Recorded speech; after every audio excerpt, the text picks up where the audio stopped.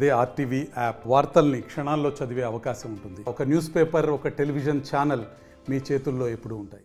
తెలుగుదేశం అదేవిధంగా జనసేన కుటుంబ సభ్యులు అదేవిధంగా బీజేపీ కుటుంబ సభ్యులు అందరూ కలిసి ఉమ్మడి అభ్యర్థిగా ప్రకటించినటువంటి నన్ను శాసనసభ్యుడిగా మరొకసారి పోటీ చేయడానికి అవకాశం కల్పించినప్పుడు ఈ గ్రామానికి ఇంటింటికి రాంబాబు, ఇంటింటికి మన యొక్క బాబుతో నేను కానీ, భవిష్యత్తు గ్యారంటీ కానీ, సూపర్ 6 కార్యక్రమాల ద్వారా ఇంటింటికి వెళ్ళడానికి మీ గ్రామానికి వచ్చినప్పుడు ఘన స్వాగతం పలికినటువంటి తెలుగుదేశం అదేవిధంగా జనసేన బీజేపీ అందరికీ కూడా నా హృదయపూర్వక ధన్యవాదాలు తెలియజేసుకుంటా ఉన్నాను. ముఖ్యంగా ఈ గ్రామంలో ఎంతో ఇబ్బందికరమైన వాతావరణం, త్రాగునీటి సమస్య అత్యధికంగా ఉంది. డ్రైనేజ్ వ్యవస్థ చాలా అధ్వానంగా ఉంది, రోడ్ల వ్యవస్థ అధ్వానంగా ఉంది. అవే కాదు, గ్రామంలో ఉన్నటువంటి అక్వా రంగం కూడా దిగాలు పడేటువంటి పరిస్థితి కనపడతా ఉంది ఆల్రెడీ. ఎందుకంటే సబ్సిడీ మీద పవర్ ఇస్తా అని చెప్పి ఇవ్వకపోవడం ద్వారా ఈరోజు చాలా దారుణమైన పరిస్థితి తీసుకురావడం జరుగుతూ ఉంది. ముఖ్యంగా త్రాగునీటి సమస్యకై ఆ రోజు 2018లో కేంద్ర ప్రభుత్వం, రాష్ట్ర ప్రభుత్వం సహాయ సహకారాలతోటి ఈ గ్రామానికి 1,50,00,000 రూపాయలు ఇవ్వడం జరిగింది. కానీ ఈ రోజుకి అందులో 50% రాష్ట్ర ప్రభుత్వం కట్టాలా. ఆ 50% కట్టక ఈ రోజు వరకు 20 లక్షలు కూడా ఖర్చు పెట్టలేనటువంటి పరిస్థితి ఈ ప్రభుత్వానికి ఉంది. పైగా చెబుతూ ఉంటారు, మేము మాట ఇస్తే తప్పం మనం తిప్పం అంటూ ఉంటారు. ఆ వచ్చిన గ్రాంట్లు ఖర్చు పెట్టరు, మద్యపాన నిషేధం అన్నారు, అది ఏమీ చేయరు.